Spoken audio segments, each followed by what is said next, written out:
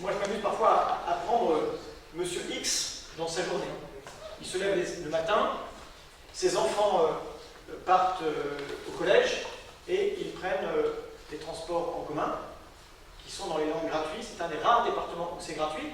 C'est un coût par famille économisé de l'ordre de 900 € par enfant et par an. Pour le département, évidemment, puisque tout cela est mutualisé, c'est beaucoup moins. C'est de l'ordre de 90-100 €. Mais mesurez bien que c'est un choix qui a été fait, considérant que si l'école est gratuite, c'est parce que les inégalités sociales ne peuvent pas pris en compte, et que ces difficultés, ces inégalités, elles commencent au pied du pouce. Ce monsieur X qui travaille peut-être chez Pothès. Eh bien, Pothès fait partie des entreprises dont l'immobilier a été aidé par le département parce que c'est une entreprise extrêmement importante, innovante, qu'on veut garder évidemment dans ce territoire. Parfois, quand je dis qu'on a un avionneur à Aire-sur-Adour, les gens s'en étonnent. On a une entreprise d'excellence ici. Peut-être que ce monsieur X, il a son épouse qui travaille dans l'agriculture. Elle est peut-être productrice de canards ou viticultrice, peut-être d'ailleurs un peu des deux. Et vous savez, dans la période que nous avons traversée, nous avons eu le 3e épisode de la grippe aviaire et nous avons eu le gel des vignes. Bien, là aussi, à côté de l'État, le département intervient pour soutenir les productions agricoles, les investissements qu'il y a à faire pour compléter parfois le chômage partiel quand il n'est pas pris en charge à des hauteurs suffisamment importantes. Et puis, dans la journée de cette famille, il empruntera des routes qui seront des routes départementales où l'entretien aura été assuré par le département. En fin de journée, il ira chercher peut-être ses enfants pour aller voir les grands-parents à l'EHPAD, et il ira au collège, et ce collège aura été entretenu, construit par le département avec une exigence forte pour qu'il y ait des équipements qui soient de qualité. À la fois le bâtiment, mais aussi l'équipement informatique. C'est les tableaux numériques qui sont présents aujourd'hui dans toutes les classes des collèges du département. C'est, vous le savez, aussi le dispositif Un ordinateur, un collégien, qui a démarré dans les Landes, qui aujourd'hui se diversifie avec des tablettes. Vous regardez à Grenade, ce que fait le département, ce qu'il expérimente. Et on a vu à quel point c'était nécessaire dans ce confinement, en tout cas dans le premier confinement, où les familles sont restées chez elles, et où, quand on n'avait pas cet équipement-là, c'était évidemment difficile. Il est regrettable que le gouvernement ait, lui, mis un terme à une politique qui avait été lancée, qui était le numérique éducatif, qui visait à équiper nationalement tous ces collèges, s'inspirant de ce qui avait été fait dans les Landes, parce que les Landes sont un exemple.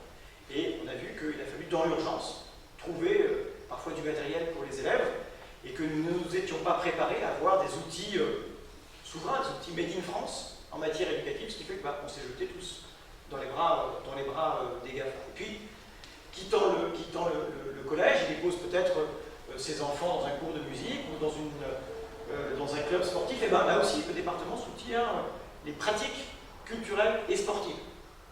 Et il le fait en particulier s'agissant de la jeunesse.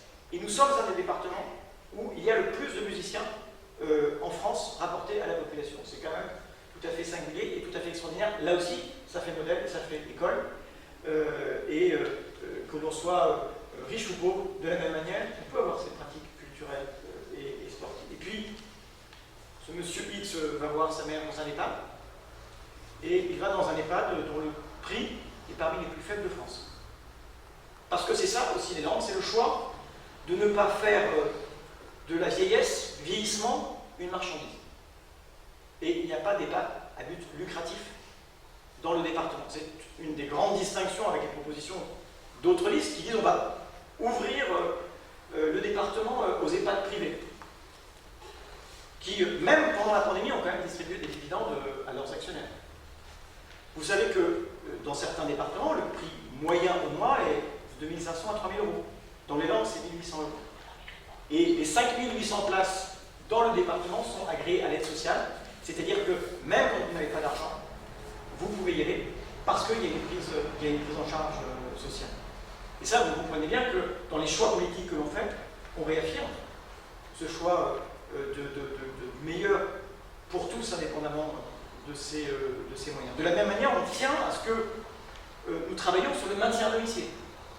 Et donc, on va travailler sur l'habitat partagé, l'habitat inclusif. On était à la classe 1 ce matin en visiter, il y en a à Saint-Agnès, il y en a dans d'autres, et le département va accompagner cela. Il va y avoir aussi des projets d'investissement dans les EHPAD, et de gros investissements dans celui d'Air sur Ado, il y en a encore qui va ouvrir dans les jours qui viennent, un nouvel investissement pour permettre un accueil de jour, c'est-à-dire que les aidants doivent pouvoir souffler. Il va y avoir aussi sans doute à Grenade un projet extrêmement important à accompagner autour de cette EHPAD qui a besoin, par ce contrôle, ceux qui sont élus là-bas, mais qui va avoir besoin d'un investissement et d'une restructuration. Le département sera là. Et il sera là avec un investissement qui sera un investissement public, une gestion publique et non lucrative. On ne fait pas de bénéfices sur le dos des personnes âgées. Voilà. Et pour maintenir un domicile, vous savez qu'il y a un certain nombre de services, de bouquets de services, notamment numériques. Il y a 8000 Landaises et Landais qui aujourd'hui bénéficient de la téléalarme et de tous ces dispositifs-là. Eh bien, nous comptons qu'ils demeurent l'objet d'une offre publique, là où d'autres en proposent la privatisation, c'est-à-dire très vraisemblablement l'augmentation des prix d'abonnement. Si j'insiste là-dessus, c'est que le choix qui est fait, c'est celui de la solidarité. C'est celui de la qualité de vie des Landaises et des Landais. C'est celui de la proximité des services publics. Vous le savez, ici, on essaye d'accompagner, on accompagne les communautés de communes lorsqu'elles créent des maisons des services publics. Nous accompagnons aussi les professionnels de santé et les collectivités locales dans l'accès aux soins.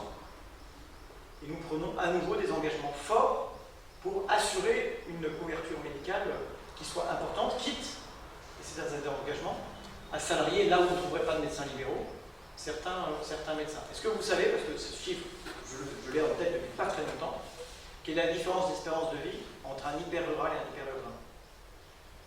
Dans les années 90, la différence d'espérance de vie, c'était 2 mois.